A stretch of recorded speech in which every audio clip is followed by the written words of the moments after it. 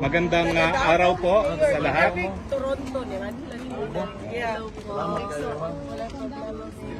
Iba mo na sa mga mo binaingan na mo. Ay, palangga na during the prayers. Well, magandang umaga po, Mayor. Magandang umaga po sa lahat. Si Kitty. sila. Darating po si Kitty, no? Nandyan po sa attorney, sa labas. Nasaan na? Nandyan. Sa labas, ayun, sa Pangit ko picture, no?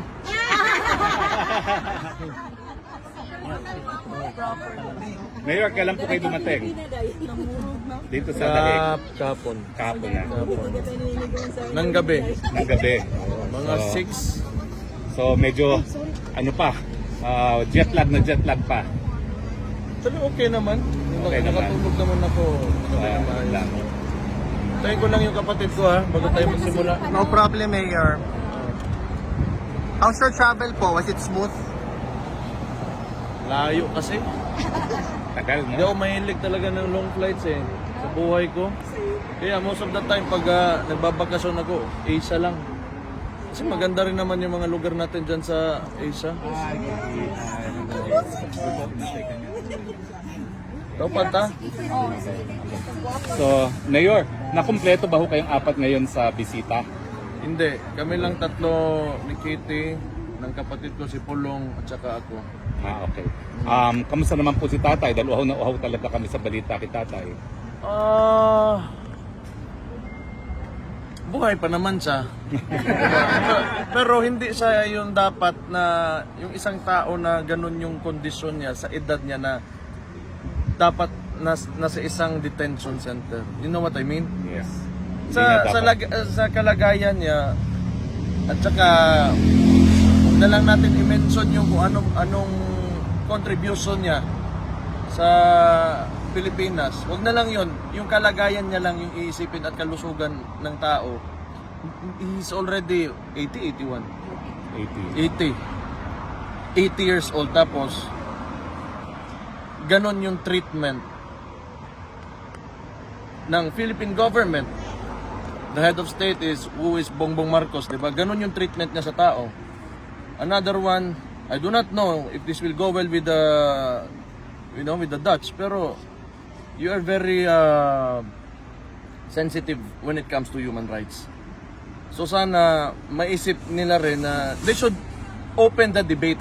Yun lang naman dapat sana. Wala naman, we're not against, kung sino man nagpapatakbo or this place or this country is allowing it to happen, but they should open up the debate to put an 80-year-old individual na medyo may problema na sa kalusugan, may mga sakit na rin, na bakit nandyan siya at ano ba talaga yung kasalanan niya, diba? Because kung ako tatanungin nyo, if it is a war against drugs, kasi yun yung dahilan ng mga who is opposing him, kaya nandito siya. Sino ba ang tinatamaan nun? If you are against drugs, di yung tinatamaan nun yung mga nagbebenta, mga pusher, mga drug lord. So paano siya naging mali doon? Because he wants to save the victims of these people. So anong kasalanan ng tao ngayon na nandyan siya sa... Ayoko na magalit. Ano pong napag-usapan nyo? Ano pong napag-usapan nyo po ngayon sa Dalao? Wala naman, mga nangungumusta lang sa Davao. Sabi ko, traffic. Kasi hindi naman nagre-release talaga ng budget yung legislatura natin. Walang budget yung DOTR to go through with the Davao bus system. Mga ganun bagay. Trivia lang naman. Tapos balita sa pamilya, we were talking about the mga apo niya. Yan. Wala naman masyado. Wala pong current affairs kayo na pag-usapan sa politika sa Pilipinas? Wala naman. Wala mang mga bagong ngayon na mga bagong tawag dyan. Yung nabubuking na mga kabit pala o ano dyan ng mga artista. Mga iba. Sige po, questions po. Mayor, good afternoon. Wait lang. May iba po tayo. Salamat po sa update kay Tatay Digong sa araw nito. Your comment po, Mayor, ongoing tungkol po sa ongoing investigation sa flood control projects. So anong basa ninyo dito, sir? Sa tingin po ba natin papapanagot ang mga nasa likod ng katiwalaan kaugnay sa mga sabing proyekto? Alam nyo, ang tingin ko lang dyan, okay man, sabihin na natin. Kasi si BBM kasi, when in fact, sa chain of command, siya yung nasa taas. And for the past 3 years, he allowed that to happen. So whose responsibility is that? So ngayon, mag-e-expose siya na kunwari ng mga congressman niya na under din naman sa kanya because you're the president. Ikaw pumirma ng budget na yon. Tapos ngayon, sisisihin mo sino? Yung mga nagpasa ng ano? Bakit? In the first place, bakit mo hindi sinigurado? Kasi pinagyabang mo yan sa pangalawang zona mo na may 5,500 flood mitigation projects ka. Tapos ngayon, nagkaganon. Tapos sisisihin mo yung ibang tao. Ikaw yung presidente. You're the executive ng buong bansa. Responsibilidad mo na yun. If there is someone to blame, that will be him. Okay naman, kasi yung mga ibang politiko ngayon, ginagawa din nilang plataforma. So si Magalong, nag-a-align sila, but yung kinakalaban nila are the congressmen. Why not ask, or question the president himself? Correct. Kasi dinadivert tayo dyan sa mga congressman na yan, cooking show ba? But, sino man yung responsable talaga ng lahat? Sino pumirma ng budget? At sino implementing agency? It's DPWH that is under the president. Correct. Mayor, ano masasabi niyo doon sa sinabi ni ni BBM na useless? Itong mga nakikita niya. I think yung nakikita niya useless daw yung mga proyekto. Kasing useless niya nga. Kasi po, i-repair daw yun. Kasing useless niya. Maging useless talaga yan because wala kang directive eh. Dapat simula pa lang ng termino niya, he should have said and instructed everybody, umayos kayo. Huwag niyong galawin yung pera ng taong bayan. Kasi yan, tayo lahat, nagbabayad ng buwis, ilalagay dyan, gagawing infrastruktura, kailangan maayos, walang masisira dyan. Ano ang unang ginawa niya? Dinismantle niya yung PACC. Yan yung watchdog ng corruption.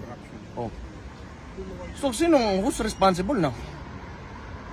Siya. So, itong mga nag-iingay ngayon, that is yung sumasakay sa plataforma, kunwari ng presidente na may expose siya, you ask the president himself. He is the only one who can fix this. Hindi yung pagtuturo niya sa mga congress, it will not fix anything. It will not fix anything.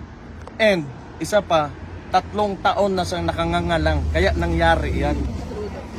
So, kaninong kasalanan yan ngayon? It will only happen if you allow it to happen. Ngayon lang na gano'n na, tapos laging tawhanan ng utang igit ng buwisit. Next question. Next question. Mayor, di ba sinabi niyo na may kasalanan talaga yung DPWH? Pero bakit kaya sa tingin niyo until now hindi pa niya sinisibak si Secretary Bonoan ng DPWH? Ganito yan. Ang tingin ko lang dyan, pag yan, yung issue na yan, nawala lang na parang bula. Kasi ginagawa niyang press release yan ngayon eh. PR stunt niya. Na pupunta sa doon, gano'n. Kunwari, may nangyari talaga. Tapos walang makukulong na congressman o kahit sinong politiko, walang makukulong sa mga flood projects na yan. Ibig sabihin, palabas lang yan lahat. Diba? O kung serious talaga siya, sabi niya na, diba? Alam niya, may tinuro na siya, may mga pangalan ng mga kumpanya ng contractors na in-expose niya, then why not file a case? Kung talagang gusto mo ipakita sa tao, okay, you want to redeem yourself, sige, pakulong ka dyan. Kahit isang congressman lang. Yung mga nasa Committee on Appropriations po na nag-approve ng mga insertions, kung dapat gawin dyan, yung mga pinakamalalapit sa kanya, Sa ano? kay Presidente, Speaker, at saka yung committee chairman na dating Zaldico. Saldi ko yan. Oh. Si Stella Kimbo, for a while, diba? Opo. Tapos ngayon may bago. Yun. They should look into Saldi ko. Kasi, yun na nga. Pag tumahimik yan lahat bigla, tapos wala talagang resulta, na concrete result, na may nakulong, may nakuhan, somebody filed the case against somebody, cooking show. Cooking lang na. Mayor Baste, on a different matter, sir, may you share to the entire Filipino community what's the reason behind why your father summoned his 4 children to appear before him for a family visit? If it's possible only, sir. Wala naman talaga. Siguro gusto niya talaga nakita niya nga kaming lahat. Wala man siya sinabi specific talaga na reason. Ikaw, alam mo? Nag-text lang siya bigla ng isang, a few call yun eh. Tapos ako ang dibalita sa inyo, di ba? No. Gusto makita si Papa sa tumpat. Wala, out of No nowhere lang. serious reason actually. That's just Out of nowhere lang. Gusto niya lang na kami lahat. una niya lang ng strength. Thank you. Matutupad po kaya yon na makita niya kayo kayong apat this week? Tomorrow? No. 29 na tomorrow. Dili ba? Na tomorrow. Within the week. Within the week. Is there a message from the former president sa lahat ng mga milyong-milyong supporters niya na until now, almost 6 months already, still coming here outside the ICC detention facility? Hindi pa ba daw kayo napapagod? Hindi po. Can you tell him tomorrow that we will never be tired? Sinabihan ko, hindi talaga yan titigil. Hanggat hindi ka makakalabas. Ngayon, papunta raw dito si Trililing. Mag-aabot ba kayo dito? Trillanes? Oh. Tanaw na to. Mayor, may iba po tayo. Baka mag-set up na naman yan ng boxing ring na wala ako. Kailan nga ba ho? Wala na bang rematch kay Torre? Wala bang match kay Torre? Nasisipot siya. Ayaw niya ako hintayin makauwi. Ngayon, nabanggit po ba kay PRRD regarding sa mga flood control na investigation na gano'n? Na banggit ng kapatid ko. Wala naman siyang comment na ayun na nga. Kasi pag alam ko kasi mayor ako eh. Posting ng project, yung proyekto tama ba, hindi overpriced hanggang implementasyon, yung process talaga kung paano ka gagawa ng project. Pag sinunod mo lang yan, hindi yan masisira yung mga tinatayo mo na infrastruktura. Anton, meron ka? Yes, Mayor, last na lang po. With regards po sa public and private partnerships sa harapan na rin ng Davao International Airport, tatlong companies which include Elinvest, GoPumi Group, and Changi Airport of Singapore. Ay interested po ito po sa operate through private-public partnership or PPP. The Davao International Airport area, according to Transportation Secretary Vince Bison. Your comment po. Okay, so maganda na tinanong mo yan kasi for the longest time, hindi kasi ako kasi ginagawang propaganda against my term as mayor sa LGU, yung airport na yan. But in fact, CAAP yan. It's a national agency, under rin sa national agency, CAAP. Tapos, dapat ililipat na yan na maging sa region to become a Davao regional airport. Under the region na siya. So, may board yan under ang mag-a-appoint yung Regional Development Council. So itong mga kalaban natin, yung mga opposition, hindi naman kalaban talaga, pero yung mga naysayers natin, sinasabi nila na Davao City is not taking care of that airport. Pangit daw ganun. Hindi naman talaga yan responsibilidad ko. Nandyan siya sa Davao, but it's for the region. So itong papasok ang tingin ko maganda kung Changi Airport talaga. yung mapipili ng PPP. Kasi otherwise, sino yung the other two? Sa Gokong Group, sa yung ano, Gokong Way, yes, at sa Philinvest. Philinvest. Wala naman akong problema yan sa dalawang yan. Pero ang trabaho talaga ng Changi Airport is gumawa ng airport. Yung Philinvest, Real estate. land development, di ba? Si Gokong Way, Cebu Pacific. So, meron sila mga aeroplano. But if you look at Singapore at yung airport nila, it's one of the best The best. in the world, if not the best. So, sana kung interested talaga yung Changi, pero it's a national decision. Hindi yan sa local. Thank you, Mayor. So matagal na yung ganon, siguro dahil di rin nila inaayos, alam niyo na si Tintin, pag may magandang mangyari sa Davao, magagalit si Tintin tsaka yung bangag. Ay, salamat. Bangag. Gamitin natin yan palagi. Mayor, sa tingin niyo po ba may pananagutan din si Speaker pagdating dito sa flood control? Kasi halimbawa po, yung sa Negros, diba, tinanggal nila si Arnie Tevez. Ngayon, yung dating budget ni Arnie Tevez doon for the whole district is 2 billion. But now, under dito ngayon, binigay kay Speaker yung responsibility sa Negros na 1.9 billion, allegedly yung palang ay flood control. Wala pa yung iba. So, may pananagutan kaya dito si Speaker na sa mga flood control na ito? Ano sa tingin ninyo ang opinion nito dito? Tama yung sinabi ni attorney kanina. Magsisimula talaga yan dyan sa pangalan ng committee ba na yun? Appropriations. Appropriations. Diyan mo makikita kung paano nila inallocate yung pera. And kung makita talaga may tinayo, or kung may tinayo substandard o talagang walang tinayo, ganun. Probably. Pero alam nyo, actually somehow tama naman yung sinabi nila that they cannot investigate themselves. Tama yun. Kasi talaga alam nila na wala silang tiwala sa sarili nila. Ano? Andyan naman yung executive, kaya nga yung presidente talaga dapat ang tatanungin. Kailangan niya, kung serious nga talaga to siya, buksan niya. Mayor Baste, do you have a message to the entire Filipino community supporting your father? Mahal na mahal ko kayong lahat. Mahal na mahal kayo ni Rode, Papa nako. Kaayog yun. Salamat sa lahat ng suporta nyo. Mabuhay kayo. Huwag kayong titigil para sa tunay na pagbabago. Andyan na tayo. Ituloy-tuloy lang talaga natin to.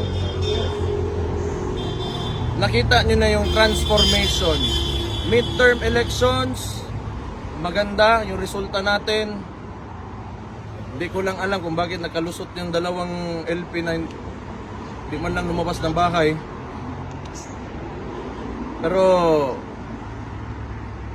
the Philippines, the country is evolving into something better. Kita nyo yan. Kasi kami sa Davao, matagal na kami. Di kami gumagamit ng pera. Eleksyon. Ang sinasabi lang namin, kung may magbigay ng pera sa inyo, tanggapin nyo. Pero sino yung tingin nyo? Yung mismong kandidato na makapagbigay ng pagbabago, na mga magagandang maayos yung lugar nyo, yun yung piliin nyo. Kasi yung pera niya, ginauto lang kayo niya mga politiko na yan. So yan, nakita natin, we've observed that nung midterm elections. Na kiniklaim pa talaga ni Bangag na okay daw yung resulta. Pero nung nagsimula yon, ang pinagyabang niya 12-0. Basta kung ano yung ginasabi talaga ni Bangag, anong sinasabi niyan, hindi niya gagawin yon. He always does the opposite. 'Di ba? Sinabi niya hindi niya ipapadala to ng yung tatay namin sa anong ginawa niya? Kabaliktaran. Pag may sinabi yan, ang kabaliktaran niyan ang gagawin. Kasi yung utak, wala na, baliktad na rin. Gumulong na yung utak niyan. Mayor, ano masasabi niyo tungkol doon kay yung bangayan ngayon between Torre and Napolcom na nagkakaroon sila ng konting dahil ba sa tingin niyo sa yabang ni Torre kaya nagkakaganyan? Pera yan. Pera. Hindi ko lang alam saan nila o anong inapagawa yan. Pero pera talaga yan. Basta mga mga ganun. Walang iba yan, pera yan. Mayor. Hindi lang natin alam kung ano talaga. Pero usually. Kasi magkaiba naman sila ng role. Hindi mo naman pwede yung 'di ba? Pera yan. Mayor, may question. Kasi ngayon nasa spotlight si Vizcaya. Mm. Nasa di ba malaki ang contractor. Now sabi niya, isoli ko na lang yung bahay ko, kunin mo na lahat ng 40 ko na mga kotse. So pag ginawa na yun, is that enough? Hindi na siya magpapulong. That's it. When you return everything na I do not know what the law says. But that doesn't mean you did not do it. Right? 'Di ba? Hindi ibig sabihin na sinauli mo, kunwari, may ninakaw ka, tapos sinauli mo, hindi ibig sabihin na hindi ka nagdakaw. Yun lang yun eh. Di ba? Lahat sila parang gano'n yung gagawin. Susuliin na lang nila para tama na. I think siguro ang ma-modify diyan ang sentensya niya. Kung aamin talaga siya, na guilty siya ganun, probably. But I'm not a lawyer, I cannot answer that. Mayor, Thank do you, you have Mayor. time? Excited sila magpa-picture sa iyo. Ito yung araw na parang ang dami-daming first-timers ngayon. No? Maraming salamat sa mga first-timers. No? Okay lang na magpa-picture sila. Okay lang. Picture lang, line up lang po tayo doon. Yan. Everyone will have a chance to have Thank you, a- Mayor.